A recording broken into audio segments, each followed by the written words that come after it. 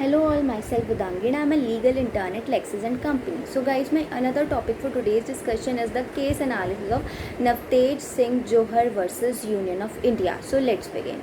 So India has acquired a place among the 28 countries of Asia to legalize homosexuality and to recognize LGBT rights. And the judgment passed in Navtej Singh Johar versus Union of India has changed the life of many people in the country. And prior to this judgment, the LGBT community didn't have such rights, as homosexuality was a punishable offense under section 377 of IPC.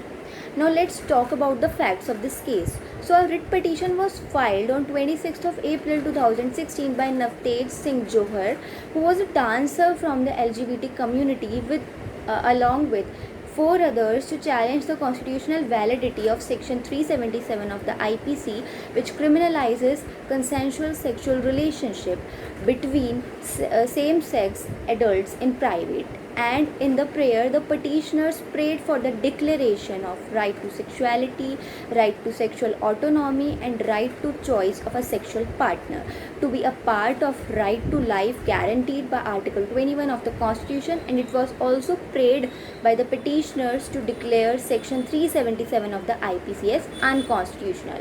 Now talking about the procedural history of this case. So in July 2009, the Delhi High Court first deemed portions of section 377 unconstitutional in Naz Foundation versus Government of NCT of Delhi.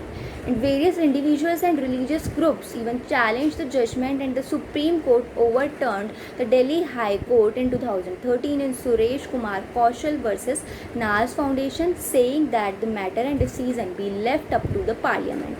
The matter of section 377 was rejected in 2015.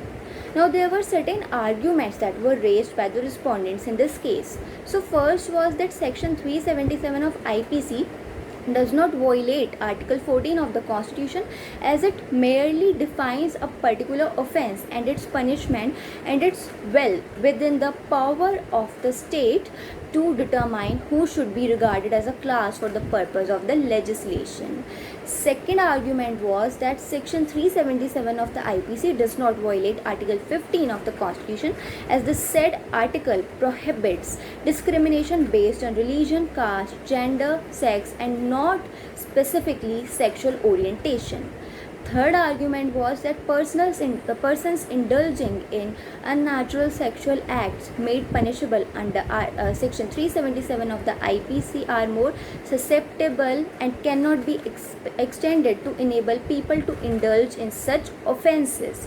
Another argument was that section 377 of IPC has been incorporated after taking note of the legal systems and principles which prevailed in ancient India, and the said section is more relevant legally, medically, morally, and constitutionally in the present situation.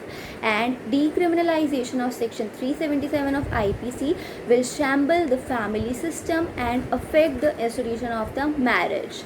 Now there were certain issues that were raised in this case. So first issue was that whether section 377 of IPC violates right to equality under Article 14 of the Constitution or not, whether section 377 of IPC violates freedom of speech and expression under Article 19 of the Constitution or not, whether section 377 of IPC violates right to life with dignity under Article 21 of the Constitution or not, and whether discrimination based on sexual orientation under section 377 of IPC violates Article 15 of the Constitution or not. So what was held in this case? So the bench found that section 377 discriminates against individuals based on their sexual orientation and gender identity, violating Article 14 and 15 of the Constitution. Further, they ruled that section 377 violates the right to dignity, life, and autonomy of personal choice under Article 21. Finally, they found that it inhibits an LGBT individual's ability to fully realize their identity by violating the right to freedom of expression under Article 19, Clause 1, Subclause A, and they all refer to court's recent judgments in Nalsa versus Union of India and Justice case Puttaswamy versus Union of India. And in 2013, in Suresh Kumar Kaushal versus Nas Foundation case, the court had upheld the constitutionality of Section 377. Not only did the bench find that Suresh Kaushal failed to recognize how Section 377 violates fundamental rights, but further that it relied on constitutionally impermissible rationale. Suresh Kaushal used a minority rationale which holds that since only small minorities of citizens are negatively impacted by Section 377 and the court need not intervene.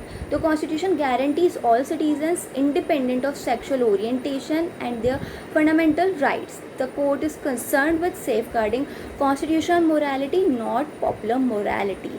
Thus, the 5-judge bench of the Supreme Court unanimously held that Section 377 of the IPC, insofar as it is applied to consensual sexual conduct between adults in private, was unconstitutional. What we can conclude from this entire case is that now homosexuality has been decriminalized, but the reaction of society and different organizations is still a challenge for the LGBT community. Though there are so many organizations like All India Muslim Personal Law Board and Jamaat-e-Islami Hind who expressed their disappointment towards the verdict given by the apex court on Section 377, but still there also exist some organizations and parties who are satisfied with the given verdict like Amnesty International, RSS, CPIM and UN. And according to the surveys conducted by various LGBT activists in different parts of our country, life is much better and simple for the LGBT group, and every society needs time to accept any change. So guys, that's all about my discussion on this particular case. I hope you all liked my video. If you guys have any doubt with regard to this video or to the previous one, then you can comment in the comment section. Also, don't forget to subscribe to our YouTube channel Lex Clip. We will meet in the next video. Till then, bye.